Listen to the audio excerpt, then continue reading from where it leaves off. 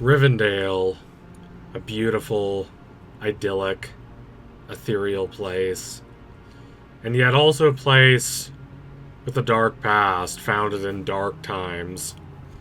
It is a peaceful, vibrant sanctuary, quite opposed to the tumult and mechanical fury of Mordor. But it is a sanctuary in a much different way than the Shire is a sanctuary. The Shire is earthy and hardy. There might be a few small-minded, petty people who are quite nosy and demand to have a share in everyone else's business, but that's the worst that comes to you in the Shire.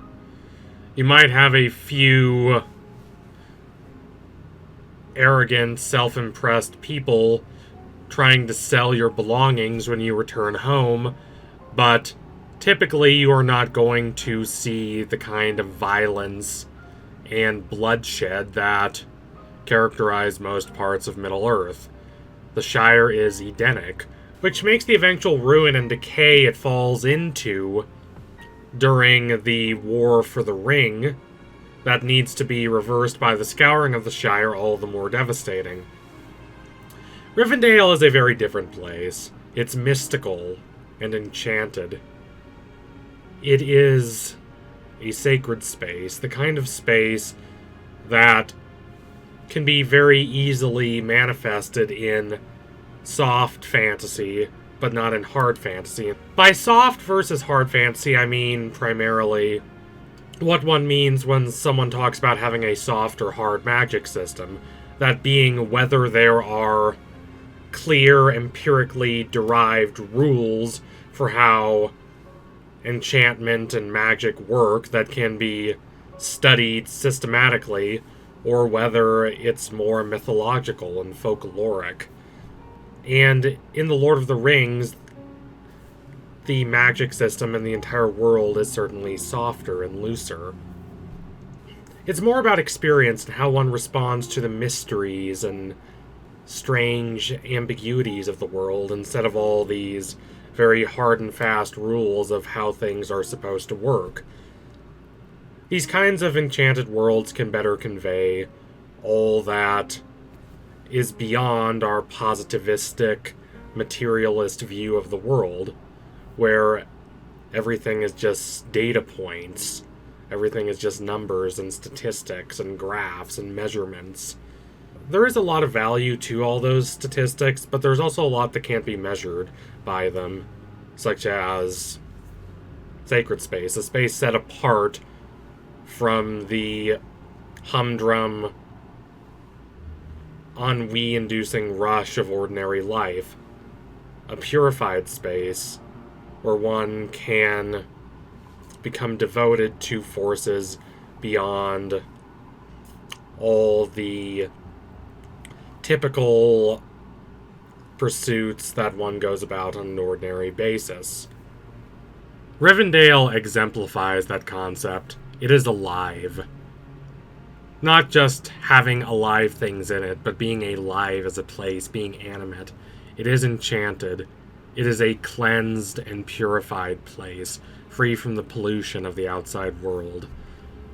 I know a lot of people made fun of the shimmering, hyper-saturated, light-soaked appearance of Rivendell in the Lord of the Rings movies, but I think that's one thing the movies actually got right, and I'm quite disappointed that they took that away to a certain extent in the remastering of the films, because those golden hues, as over-the-top as they might be, do a lot to set this place apart from all the chaos and instability and uncertainty of Middle-earth.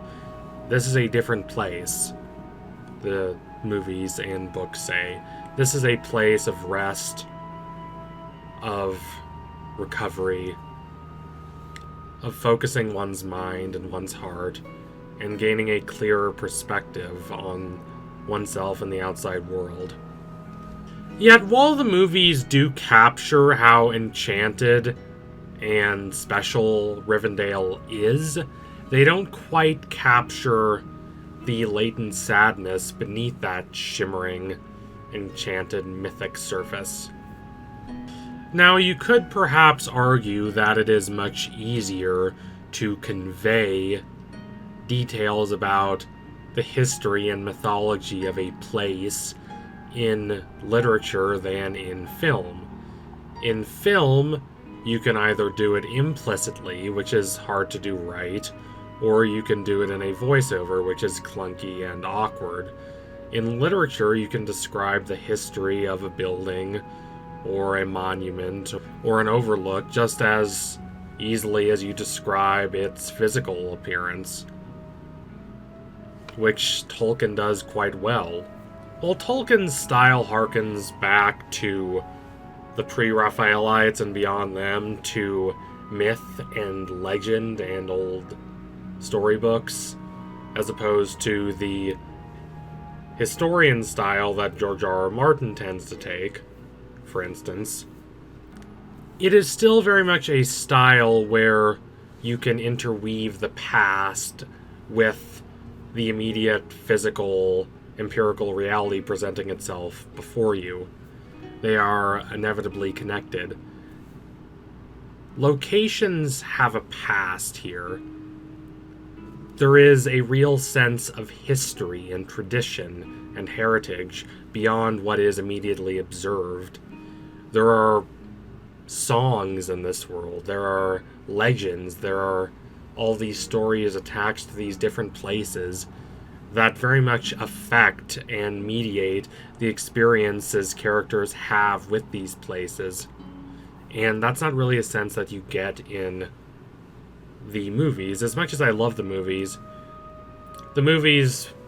more convey the sense of this world as being so beautiful and grand and majestic. A far, far cry from the ordinary and mundane and typical, all our routine things in everyday life. And to a certain extent, that's there in the books as well. George R. R. Martin, while he has criticisms of The Lord of the Rings, has a quote I really love about how the real world is parking lots and asphalt, whereas the Lord of the Rings world and fantasy in general is lapis lazuli and marble columns extending thousands of feet in the air, and hordes of jewels and gold, and songs of old myths floating in on soft Lydian airs. He's oversimplifying, of course, but there is that element in the world of The Lord of the Rings, but there is also something much more elegiac. There is a belief that, as magnificent as the world of The Lord of the Rings is now, it is but a shadow of what the world once was. The past ages featured heroes that were far more bold and daring and worth celebrating, and even villains who are much more conniving and cruel and creative in their command of all these dark energies. The world is declining and is tarnished and faded. This is absolutely a sense that Tolkien inherits from Beowulf and the other Old English and Norse epics that so inspired him to write The Lord of the Rings. The world is not what it was. This is a sense that we get in a lot of epic poetry. In the Aeneid, you get the comparisons between men as they are now, weak, ordinary, banal, and men as they were, who not only were superior in virtue and nobility and moral goodness, but they had astounding physical strength as well, able to lift enormous boulders far greater than anyone nowadays could even imagine.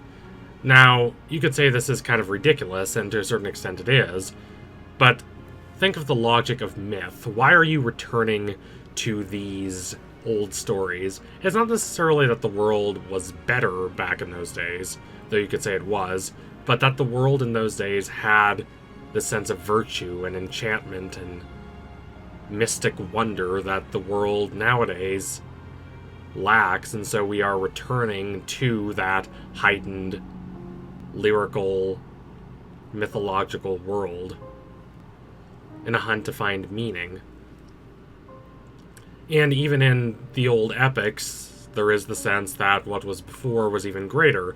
Think about how even in Ovid's Metamorphoses, you have all of these callbacks to the Golden Age, when the world was more pure and just than it was even during the ages of the heroes whose tales are being described. Despite being ageless to us, Rivendell did not always exist. It was founded by Elrond during the middle of the Second Age of Middle-earth. It is new enough that it will probably not make an appearance during the Rings of Power show. Or if it does, if they mess around with the timeline, it probably will not make an appearance until later in the show. Elrond founded the city after the original cosmopolitan, shining, beautiful, mercantile capital of the elves, the height of all culture and art and commerce, was ruthlessly destroyed by Sauron.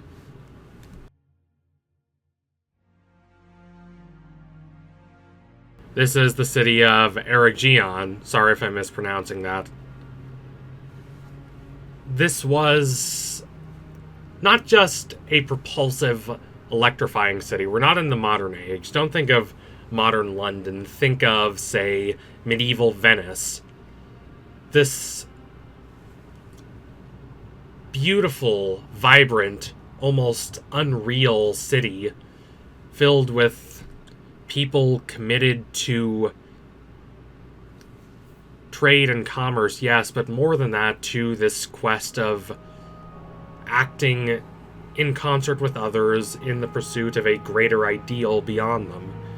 There is this harmony, even as we incorporate all of these different races and different kinds of people from around the world.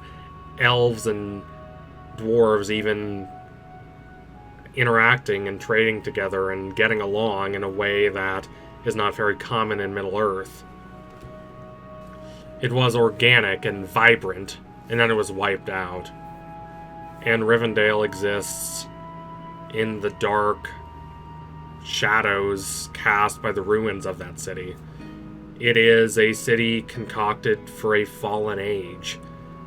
It is a sanctuary because it's indicative of an age in which we need a sanctuary, in which all of these grand ideals for what a city could be, so prosperous and vibrant and beautiful and just, were destroyed.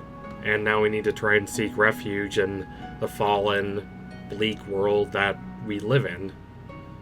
As ethereal and elegant as Rivendell is to us, it is for Elrond and the other old elves who remember the grand cities of the past a reaction against a fallen ideal as the world drifts further and further from that original heroic, almost golden age-like conception. It's a beautiful city, but it's also a sad city. So thank you all for watching. If you liked what you saw today, don't forget to like, comment, and subscribe. Donate to my Patreon if you can, and you want to see more videos like this before anyone else. Keep watching The Lord of the Rings. Go back and rewatch the movies. They're great. Watch the Hobbit movies if you have time. They're okay, I think. And let's hope that these Rings of Power episodes are as good as they could be. So anyway, tune in soon for next analysis. It will be coming soon. Promise y'all that. Thank y'all again. Adios, comrades.